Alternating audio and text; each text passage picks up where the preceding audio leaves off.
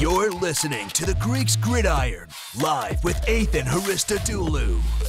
What's going on, everybody, and welcome back to more of the Greeks Gridiron. I'm Ethan Haristadoulou, and we are doing our picks for week number 17 of the NFL, going through all 16 games on this week's slate, breaking them down, picking my winners, giving some score predictions, and even giving you guys some thoughts on some of the betting odds. And remember, not professional gambling advice or anything like that, just my opinions and some of the things that I think are reasonable when I look at them. So without further ado, we'll dive right in, starting with game number 1. We have ourselves the Dallas Cowboys taking on the Tennessee Titans in Tennessee, in a game where the Tennessee Titans are in a bit of a rough patch with a bunch of players injured. Joshua Dobbs is going to be the starting quarterback for the Tennessee Titans. On top of that, we have ourselves Jeffrey Simmons, who is listed as out. Derrick Henry and Danico Autry, along with Christian Fulton, are also listed as doubtful. There are a ton of people on Tennessee that are hurting right now, and Dallas comes in as a relatively healthy team, dealing with a few injuries in the secondary, but a team that I would say probably comes into this game a lot healthier than the Tennessee Titans do. The Titans are also on the cusp right now of completely missing the playoffs. They were leading the AFC South for quite some time, but the Jacksonville Jaguars have usurped them and take them over. And at this point now, the AFC South is pretty much the Titans to lose, having lost to the Jaguars. The Texans last week, putting themselves back into second place with a game against the Jaguars coming up. You need to win this game here, and it just does not seem like the Titans are in the spot to do so. I really like the Cowboys going into this game. When you look at just on points scored per game alone, the Dallas Cowboys are the third best team in scoring, averaging just under 29 points a game, where the Titans are at 27th, just under 18 points a game. These two teams are in very different spots right now. One team is hot heading into the playoffs. The other one is finding their way out, and I'm going to go with the Dallas Cowboys for the victory in this game here, and I have them winning at a score of 28-14. This is one of those games where the spread on this one is -13, and while that does seem like a lot when you think of everything considered in terms of injuries on both sides of the football for Tennessee, Dallas running away with this game does not seem like it's too out of the realm of possibility, and one that I could definitely see happening. Next, we're going to look at the Arizona Cardinals taking on the Atlanta Falcons, this one being in Atlanta, between two teams that the more I look at this game, the more I just sit there and say, I can't really pick a confident winner in this game. You have two teams that are kind of down on their luck and in a bad spot in their own way, and quite honestly, if anyone could sit down and say, yeah, Arizona Cardinals definitely coming away with the win here, or vice versa for the Falcons, either or, I would probably have to call you a liar, because again, the Cardinals, a team that's 4-11, season has not gone their way, not nearly the way that people thought it might, considering just the all-in kind of feel that it felt like the Cardinals had coming into this season, bringing in Hollywood Brown and, you pairing him with DeAndre Hopkins, the whole ordeal at the draft with him being traded, with nobody really knowing what was going on, and a defense that, a lot of people were looking at as this could be a solid unit. J.J. Watt's back, he's healthy, and now, 4-11, J.J. Watt's retiring, and you're sitting at the bottom of your division, just not in a great way. And then the Falcons in their own right, a team that, traded away Matt Ryan this offseason. You went and drafted Desmond Ridder as the guy of the future. You had Marcus Mariota leading the way for quite some time, and your running game was fantastic. Cordell Patterson's still looking really good, as he has been the last few years in Atlanta, but ultimately the team is it's looking at 5-10. It's now eliminated from the playoffs, and there's just not a ton of positives to really look at when you look at either of these teams, quite frankly. And for me, both teams, they're ice cold.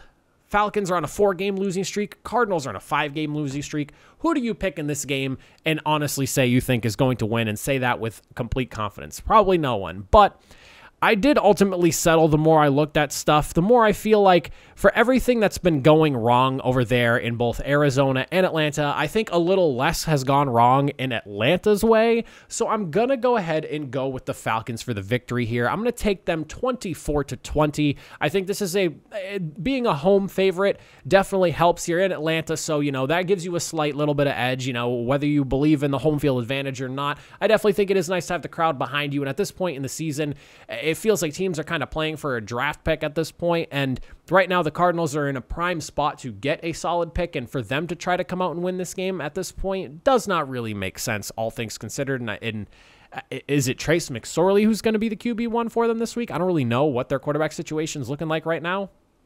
I know Colt McCoy was also hurt and he didn't play last week, so whoever they're trotting out in Arizona, not really sure. I feel a little bit safer with the Falcons.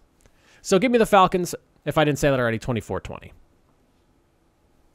Next game we're going to look at here, we have ourselves now a matchup between the Chicago Bears and the Detroit Lions. So in this one here, the first time these two teams met, Lions squeaked away a victory 31-30 in a tighter contest, and I honestly feel like this is a game that probably ends up being another tight one as well.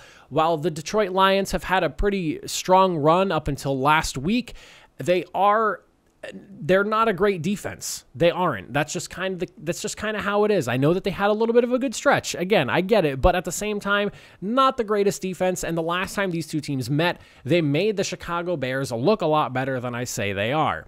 Now, both teams sit in the bottom of the league, literally the last two teams in points per game allowed, with 26 for the Chicago Bears, then a little over 20, just under 27, for the Detroit Lions.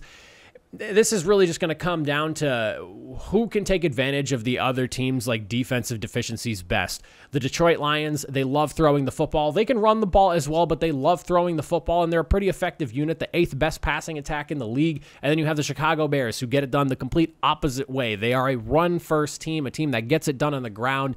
Justin Fields has been an absolute star for them this year. Under the circumstance that you don't really have a ton going on around you in terms of playmaking, he has been the playmaking of the Chicago Bears. They have the first best rushing attack in the league. So this is kind of a toss-up for me. The last time, like I said, they played, Bears kept it really close. They lost by 1.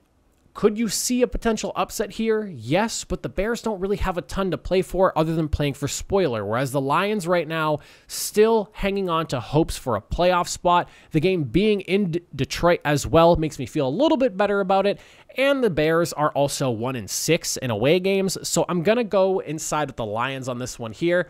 I think maybe the game's not quite as high scoring of an affair, and I think the Lions get a victory 28-24 and continue on with their hunt to find themselves in the playoffs. Now we are focusing on the Denver Broncos and the Kansas City Chiefs. And my oh my, has it been a week for the Denver Broncos. Less than a week ago, this past Sunday, Sunday, we watched the Denver Broncos get absolutely slaughtered by the LA Rams in a complete it wasn't even a contest. Russell Wilson had the 3 interceptions, and it just did not really feel like a single thing really went right for the team. There was fighting on the sideline for the Broncos. It ended with Nathaniel Hackett getting fired. It's been a wild week for Denver, to say the least. And then you have a team that is on the complete opposite end of that spectrum, the Kansas City Chiefs, fighting for the number 1 seed right now in the AFC. You have the Broncos that are 1-7 in away games and coming off of firing their head coach. You have the Kansas City Chiefs that are 6-1 at home. And yeah, the first time these two teams played, it was a lot closer of a game than I think people expected, myself included. But this is a different set of circumstances. You have a down-on-their-luck Denver team that would be better off losing games at this point than winning, just to secure some better draft position. I like the Chiefs getting the victory in this game here. I don't really know how prepared this Broncos team can be following the firing of their head coach going into a divisional matchup like this against such a good Kansas City team. I think Chiefs win. I think it might be a little bit ugly on Denver's side again, which is really unfortunate after last week's game, but I got the Chiefs winning 35-10. This is another one of those games where 12.5 is a massive number on the spread there, but Chiefs are favored at that number, and it almost doesn't really feel unrealistic. I could see the Chiefs winning by 2 or 3 touchdowns in this game easily. I understand that, the Broncos defense is good, don't get me wrong, but if the offense is just, who knows what the offense is going to look like? Who knows what anything is really going to look like going into this game? After watching the collapse last week of Denver, you don't really know what you're going to get. So minus 12.5 does not seem like too big of a stretch, all things considered. Now, the Dolphins and the Patriots, another divisional matchup. We have a team that is in the playoffs right now and a team that is right on the outside in the number 8 spot, looking in at that team sitting at the edge of their seat in the Miami Dolphins. Now, this game would be a lot different if Tua was going to be playing. I would probably lean more towards the possibility that the Dolphins end up winning this game. Also coupled with the fact that this weekend is not going to be terrible weather in New England like you would normally hope for in December in Foxborough against, I guess technically January because that's January 1st. But it's not the type of weather you'd want as like home field advantage per se for the New England Patriots going up against a Florida team. So you can kind of scrub that from the books. However, Teddy Bridgewater's in for them, and while he has been serviceable at times throughout his career, is he going to be able to make the plays similar to what, Tua's been doing all season long? He's been really effective when he's not dealing with a concussion, and I really hope the absolute best for him. At this point, regardless of whether the Dolphins make the playoffs or not, I really think Tua just needs to sit the year out and call it a season. Take the time, get yourself healthy, and, come back next year, whether it's with Miami or somewhere else, whatever ends up happening come season then. Tua needs time to breathe. He needs time to heal, because I even talk to people now, they were really unsure about him coming back as quick as he did the first time from that concussion. So the fact that, he took another pretty big blow to the head that people didn't really notice when it happened, but when you watch the replay, you go, oh, okay, I can kind of see how he probably got a concussion from that again. I'm spinning into circles here about something that's, somewhat irrelevant at this point, but I wish the best for Tua in that situation. It sucks what's happened, and it's kind of ruined what has kind of built itself into an exciting divisional AFC East game here. But I think that I still trust in Bill. I still have slight belief in this Patriots team. They're about where I expected them to be at this point in the season record-wise. I wasn't really sure how bad the offensive struggles were going to be as we got ourselves into the season, and seeing where they are now, it's going to be tough. It's going to be a grindy game, and there's still a ton of talent over there in Miami to deal with. However, you have a pretty good defense to, that's kind of holding you up right now and keeping your playoff chances alive. I'm going to say the Patriots squeak out a 23-20 victory here. It's going to be an uglier one. It's going to be a tighter one. There's probably going to be a defensive touchdown involved on the Patriots' end for them to be able to win this game, or it's going to be like a turnover that puts them at the 5-yard line to really help out this offense. But I trust in Bill. I still do. I'm still a Bill Belichick guy. I still believe in him. I think the Patriots get it done. They snag the spot from the Dolphins, move themselves into the number 7 seed, and hope for the best come next week against the Buffalo Bills. Now, this one here, we have the Colts and the Giants in New York. Giants are obviously still in the playoffs. They're -5.5 favorites here, which I definitely think is doable. Indianapolis is giving Nick Foles a start again, and it came out that he did not expect to be playing at all this season. Not really sure how that's your ultimate kind of thought process as a backup quarterback in the NFL, but for Nick Foles to have admitted that he did not expect to even play, and for him to be playing, and for the Colts to have struggled as much as they did last week, I just don't really have any high hopes for them going into this game here. The Giants need this win. The Colts honestly need the loss, and it's in New York. Defense in New York for the Giants, not bad. Not necessarily the greatest, but not bad at all. On top of that, when it comes to just takeaways, the Colts just feel like it feels like they love giving the ball away. And the Giants, not necessarily a team that turns the ball over a ton. They have a really stout running game on top of that. Colts are going to have a tough time defending them. I'm going to take the Giants 21-9. I think it's another ugly offensive game for the Colts. I really wish I wasn't saying that, but that's just kind of the feeling that I have going into this game here. Next up, we're taking a look at the Saints and the Eagles. And now for this one here, a lot of my thought process on this game is with the idea that we get to see Jalen Hurts play. Jalen Hurts not playing this game definitely still gives the Eagles a shot regardless, because I think there's just so much talent over there, and they're probably the most balanced team in the NFL in terms of just having assets all over the field on both the offensive and defensive sides of the ball. But I would feel a lot better about this game should Jalen Hurts be playing, and they just maybe limit the amount of times he throws to keep that shoulder in check. But this is a game where you have a team that, one, again, turns the ball over a ton in the New Orleans Saints. They're sitting at a -12 turnover differential. And then you have a team like the Eagles that typically, aside from last week, do not turn the ball over very much, if at all. They have a +9 turnover differential, second best in the NFL.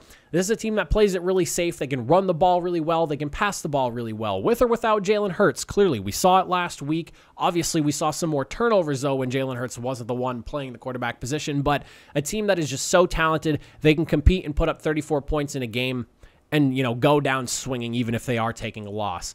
The Saints, on the other hand, they still are hanging on to a thread of hope that they could maybe win the NFC South. They would need some things to go their way, but there is a shred of hope. They're still mathematically not eliminated.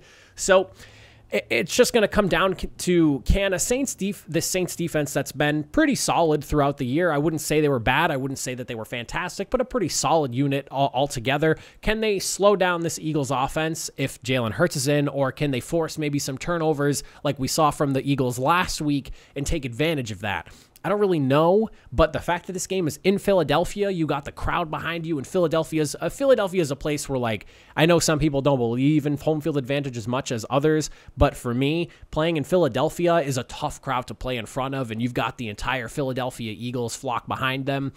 I like the Eagles' chances in this game, whether Jalen Hurts is playing or not, but a lot more if Jalen Hurts is playing. I'm going to take the Eagles. Give me a 28-20 victory and continuing on with their first-place run in the NFC. Now, the Panthers and the Buccaneers, this is one that I've been really excited to talk about here. You have two teams going head-to-head, division rivals, where coming off of a ugly-ish victory on the end of the Buccaneers and then a strong victory for the Panthers and kind of a statement victory at that, momentum on the Panthers side. The last time these two teams played, the Panthers won 21-3. This one kind of smells like an upset in the Carolina Panthers' favor, and I don't even really know if that's much of an upset. The Buccaneers are -3 favorites, but they're at home, so that makes sense. This feels like a game where I could probably be wrong, and maybe I feel like I'm going to be wrong with this game here, but I'm going to go with the safe bet.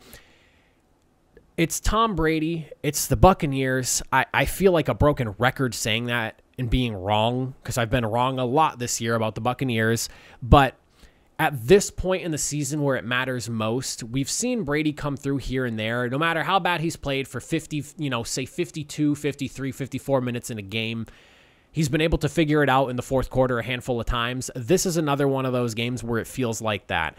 I have the Buccaneers winning this game 22-18. It's going to be, I think, a tighter contest. They got to keep the Carolina Panthers running game in check, but ultimately I could see a somewhat sloppy game on both ends where Tom Brady, when it matters most in the fourth quarter with 4 minutes or so remaining, can chew down the clock, lead his team to a victory, score a touchdown, and they walk away with a nice win in Tampa Bay. So give me the Bucs. Not 100% sold on this one here, but it is what I'm going to go with. As for the over-under, it sits at 40.5. This one is an interesting one because I feel like it can go either way. My score line finishes at 40. I could see this going, in the direction of 41 to 42 points. I could also see it being slightly below, but this is one that kind of feels like more towards the over, I would say. I know I'm sitting currently at the under, but just based off of how the Panthers have played, if they can run up the score a little bit, and if the Bucs even run up their score, I should say, and if the Bucs could even find 20 some odd points in this game, I feel like 40 is definitely a number that can be crossed, but there is some good defense that's going to be played in this game, so I'm not really too sure about that one there, but just something to think about. I do think the over is possible here, especially sitting at only 40.5. Now, Washington and Cleveland. This was a tough one to pick a winner on because you have the Cleveland Browns and an offense that's kind of been sputtering around since Deshaun Watson's return, and then you have the Washington Commanders, whose offense is kind of in a flux position right now because they're bringing in Carson Wentz now. They've bailed on Taylor Heineke. I don't really know how I feel about the Commanders being led by Carson Wentz again. I'm not a big Carson Wentz guy, and watching him a little bit closer last year as somebody who watches the Colts as closely as I do, it doesn't really interest me too much. For me, it's more about the Commanders' defense and just how good it can be now that Chase Young is back in the fold. They're fighting for a playoff spot. They're really motivated. Chase Young looked awesome in his return game, and I expect him to only look better towards this back half of the season, and should they make it into the playoffs, into that stretch run there. Whereas the Cleveland Browns defense hasn't been quite as good as you'd want them to be. They're pretty good against the pass, but they let teams kind of bulldoze them on the ground. And I think for the Commanders to come away with a victory in this game at home, you're going to want to focus in on that ground game, focus in on Brian Robinson and company that you have over there, and try to drive the game through them and just limit the turnover-worthy opportunities that Carson Wentz at times can seem to put together on a whim more times than you would like him to. So I'm not 100% sure how this game goes. This is, again, another game that I'm not really confident in my choice, but I'm going to go with the Commanders here. Being at home makes me feel a little bit better about them, and just that entire like front seven is super impressive over in Washington, and having Chase Young back is like the final piece of that puzzle. I think it's going to be a dominant group. It's going to be tough for the Browns to hang on in this one. I don't think it's going to be a ton of scoring, but we'll see some points here and there. I have the Commanders winning 19-13. Now, trap game, and it feels like the Texans are involved in it every single week. The Texans are your perennial trap team. Period. End of story. Teams come in to play them, they don't expect much, and then somehow they end up getting the fight of their lifetime. Just ask the Chiefs, ask the Cowboys, was it the Cowboys? Or yeah, the Cowboys, they played the Cowboys tight, they beat the Titans, and now you have a Jaguars team riding high. You know you have Tennessee coming up. Do not overlook the Texans. They will burn you, or they will make you doubt yourself coming out of the game because you'll only beat them by like 2 in a game where you probably should have beat them by 10. The Texans, for whatever reason, are that team. I talk about it all the time. And maybe it's because I grew up rooting for the Colts, and that was the reason why. Because I've seen the Texans. They're always in it for whatever reason, whether they should be or not. Do not overlook them. Just come into this game, execute your game plan. The Jaguars should come out victors in this game. They're playing for a playoff spot right now. You need to win this game, because you want to make sure you're winning out and putting yourself in prime position to clinch up that AFC South spot. Big opportunity here. You get the win. You make the rest of your season, albeit only 1 week, a lot easier for you. Get the W. Do not overlook the Texans. Get the win. I have the Jaguars winning 24-23 because the Texans just always seem to find a way to be in it. Don't know how we get to that score, but hoping that the Jaguars find a way to get there with more points on their side of the scoreboard. 49ers and the Raiders. Jarrett Stidham is going to start for the Raiders. I don't really know what to make of that. I don't really know what to expect from this offense. I know it's been very up and down with Derek Carr for a while now, not just this season, but for a while now. It feels like maybe Raider Nation has moved on, and now it seems like the Raiders are as well. This 49ers defense has been top-notch, arguably the best in the league, and, I'm not really sure who's arguing against them. Me personally, I wouldn't. I like the 49ers defense. Offense is playing good, clean, sound football. There's a lot of talent around that football on the offensive side for San Francisco. I would be shocked if the 49ers don't come out winners in this game. I think they win this game fairly handedly as well. They're -10 favorites, and this is crazy to me that this is the third time I'm saying this in a week, because I feel like something like this doesn't really happen too often, where you're getting double-digit spreads for teams that are favored, and it feels realistic. Because my prediction for this game, I think it's going to be an ugly one for the Raiders. I'm sorry, Raiders fans. I know it's been a tough season, but this San Francisco team is hot. 33-6. Give me San Francisco. I wish you the best of luck, Raiders, but this is a game where bringing in Jarrett Stidham to go up against the San Francisco 49ers defense that they're boasting right now feels like you're throwing a baby to the wolves. Not sure it's the right move, but that's what they're going with. Good luck to the Raiders. Jets and Seahawks. This is two teams really kind of down on their luck. Both teams lost 4 of their last 5 games. Zach Wilson will be under center again. And the Seahawks have just they stumbled a bit on offense. I feel like they were such a high-flying team, one that, could drop 30 points on any given Sunday. And they've definitely slowed down from that. Whereas the Jets, since losing Breece Hall, have just been in a really, really tough spot. Now, despite slowing down, the Seahawks offense has been better than what the Jets have been putting on the field, so there is that to go with. But then on the opposite side of things, I would trust in the Jets defense than I would a lot more than the Seahawks defense. The Seahawks had a really good stretch. Young guys are really producing some big things. I'm still very high on Tariq Woolen. I love that guy. I think he is like prototype size, speed, strength for a corner. And if he continues to grow in the direction he is, that dude is going to be a problem. But altogether, looking at this game, it's in Seattle. While I do feel like there's a chance that the Jets could come away with a victory here, especially being 4-3 at home, whereas the Seahawks not really having much home field advantage. They're 3-4, and this is a place that, people call the 12s, one of the loudest stadiums in the NFL. I'm not quite sure. I don't feel like the Jets offense is behind Zach Wilson. I don't know if I can get behind Zach Wilson leading this team to a victory. It feels like the Jets are crashing and burning. No pun intended. A really bad joke, but I think I'm going to go with the Seahawks in this one here. Not a higher scoring affair. The over-under for this one's at 42.5. I have the Seahawks winning 23-13, so that makes my scoreline 36. I could see this game being a lower scoring affair just because, again, one, Jets defense is really good, but also the Jets offense is not good.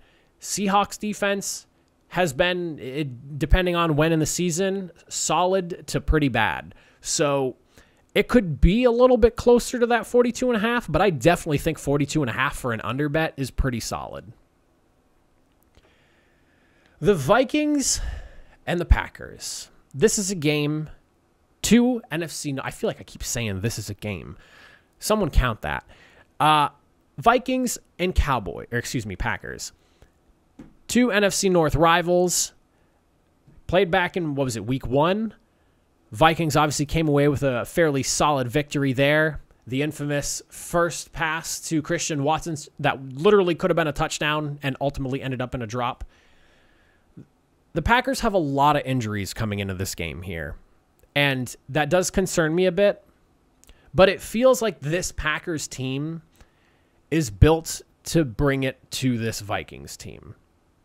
The Vikings have been squeaking away victories all season long. They now hold a record 11 victories by a possession in a season.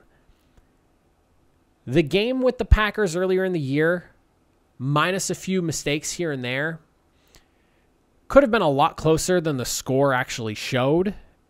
And I'm really curious to this day how that game goes if Christian Watson makes that initial throw, that very first pass that came his way. I'm not saying that this is a guarantee. The Vikings are 4-2 in away games right now. Packers are only 4-3 at home. Positive record, good, but not by any means a dominant team at home. The Packers have everything to play for here. Whereas the Vikings, realistically, the game doesn't matter too much to them. They're in the playoffs. They've won the North. At this point, you're just trying to figure out, can you catch the Eagles? And I don't really know if you can. It's more seeding than anything else at this point. I'm going to go with the Packers upset here. Being in Lambeau, the defense in Green Bay has been really solid. Their strength is defending the pass. They're the third best passing defense in the NFL in terms of yards per game. Obviously, the Vikings, they live and die on their passing game. I'm going to go with the Packers winning this game. I have them winning 28-27. I feel like this is the right time where the Packers offense has kind of figured itself out a bit. You're going up against a suspect Vikings defense that has not necessarily been the best this year, and a lot of people keep pointing out their lack of, they're just a lack of ability to close out games where it feels like you're putting yourself in such a tough spot. And they have closed out some games. That's not me, but I have definitely heard the conversation. I think the Packers get an upset victory here. This is one where, yeah, maybe it's the Vikings and, this is their, maybe it ends up being their 12th game of the season where they win by a possession and, it's them 28-27, but something's in the air. It's in Lambeau. They're not indoors. I know that, you say what you want about Aaron Rodgers and the Packers this season and of the last few years or whatever in Lambeau. I have a feeling, some sort of feeling. Packers 28-27.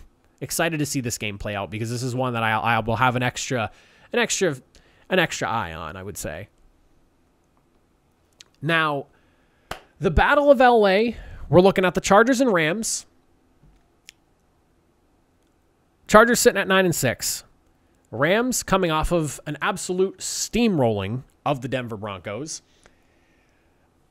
The biggest thing here, realistically, it just boils down to like continuity, and also I don't know if listen, I understand that Baker Mayfield has looked pretty good so far this season, or not this season, in his time, with his time at LA on the Rams. He's looked solid, had a good game last week. You beat down on a really down and out Broncos team. You're going up against a Chargers team. They're in the playoffs, and this is a battle for home field. Essentially, both teams play here. The Chargers, what is it? They pay like $1 to rent the stadium or something like that, but they call it their house. Rams call it Rams' house. The Chargers kind of need this victory, not because of seeding or anything like that, but more so because you need to find yourself on a hot streak heading into the playoffs with how good some of the top teams in the AFC are. So this game really matters more to the Chargers than it does the Rams. And honestly, I have a hard time buying the Rams right now for many more another victory this week or next week. I like the Chargers. This is more of a gut feeling than anything else. I didn't really dive into this game too much when I was looking at it. I mean, and on top of that, I mean, the Chargers are great when it comes to throwing the football. Third best passing attack in the league. Rams are 22nd when it comes to defending the pass. Feels like a game where the Chargers could have their way as long as things go their way. So give me the Chargers. I think a solid win, 26-17, something like that. I think they can win by about 9 or so. A -6.5 doesn't seem too crazy to me. I think the Chargers could be like a touchdown better than the Rams. So pretty solid bet right there if you really like the Chargers as the winners. Now, I'm really curious how this next game goes out because we're looking at the Steelers and the Ravens here. And for this game, my thought process is that Lamar Jackson gets to play here. I don't know what his status is at this moment of me recording. Things could change between now and the time I upload this video. It tends to happen fairly often because of when I do the recording for this and when it gets uploaded. But the Ravens have been a really good team all season long. But then you have Mike Tomlin, who's coaching his ass off to make sure that he does not have a losing record come season end. Something in the back of my head is screaming a tie for this game. And it's because the Steelers will tie this game and then win next week. And there you go. You avoid the losing record. Now, obviously not very likely. I just don't really know whether Lamar Jackson's playing or not. And that really kind of sways how I feel about these two teams and the way this game goes. I really like the Ravens in this game. I think it's going to be a lower scoring one. The over-under sitting at 35, and I completely agree with something along those lines. I think it is definitely going to be a low-scoring affair. You have a Steelers offense that's not really putting up a ton of points. They're averaging about 17.5 a game. They're the 29th team in terms of scoring in the NFL. Ravens right now, they're ranked at 15th overall, but since Lamar Jackson has been out, it's been below that, so definitely not the 21.5 or so that they average on the season altogether.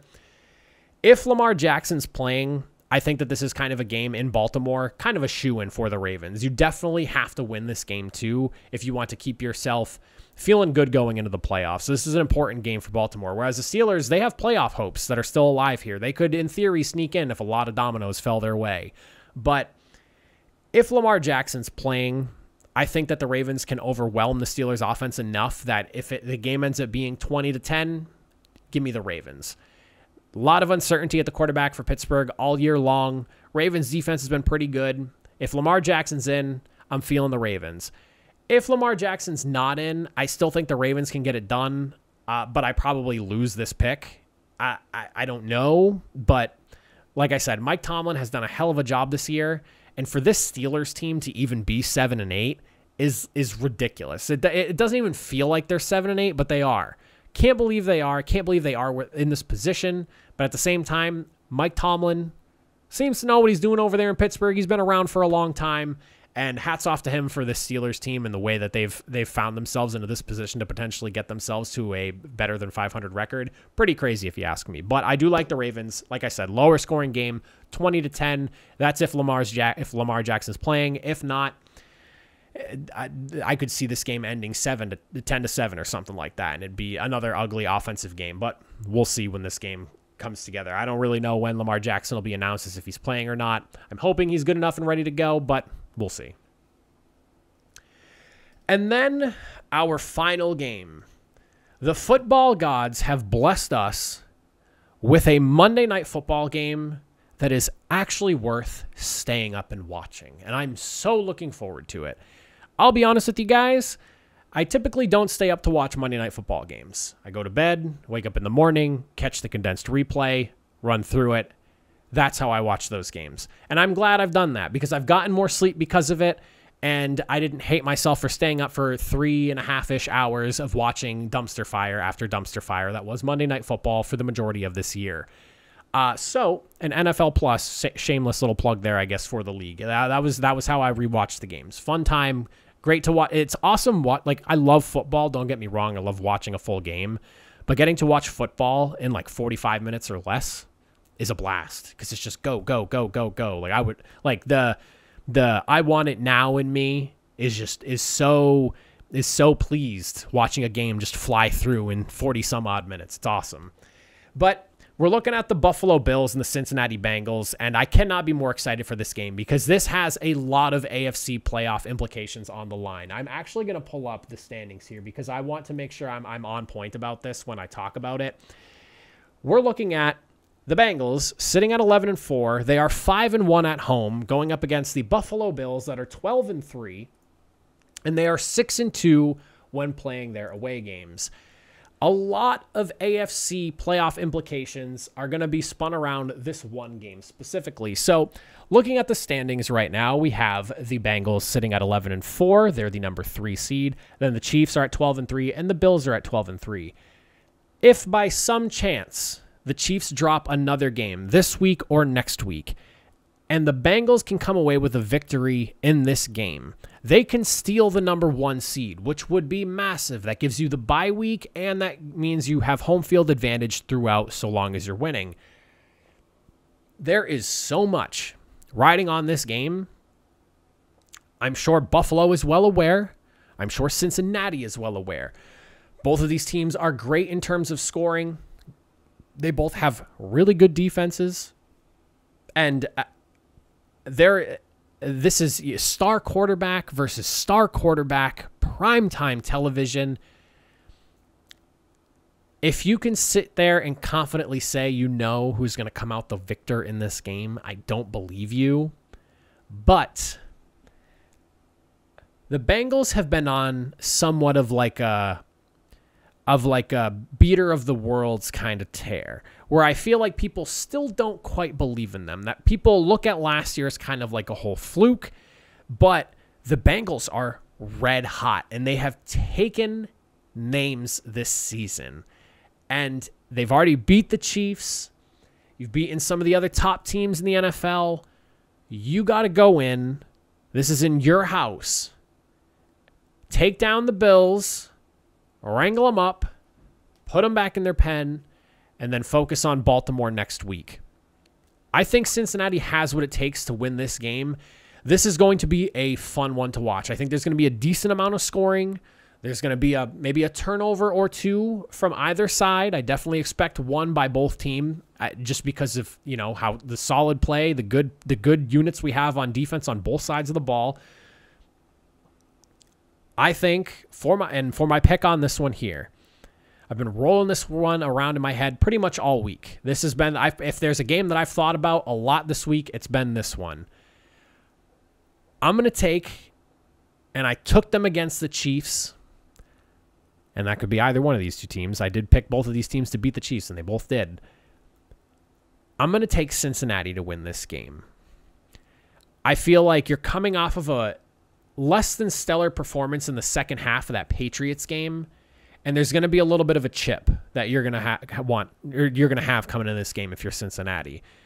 Buffalo, on the other hand, they're kind of like, you know, the darling of the NFL.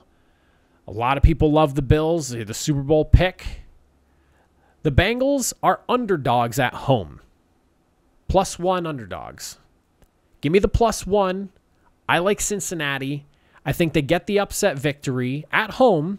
Upset victory, though, at home. 30 to 28. And they set their sights on potentially locking up the number 1 seed. Again, they need some help. KC has to drop another game, either this week or next week. We've got to drop a game somewhere. But Cincinnati can at least control this and lock up the number 2 seed with a victory. You got to start there and then hope for the best with KC.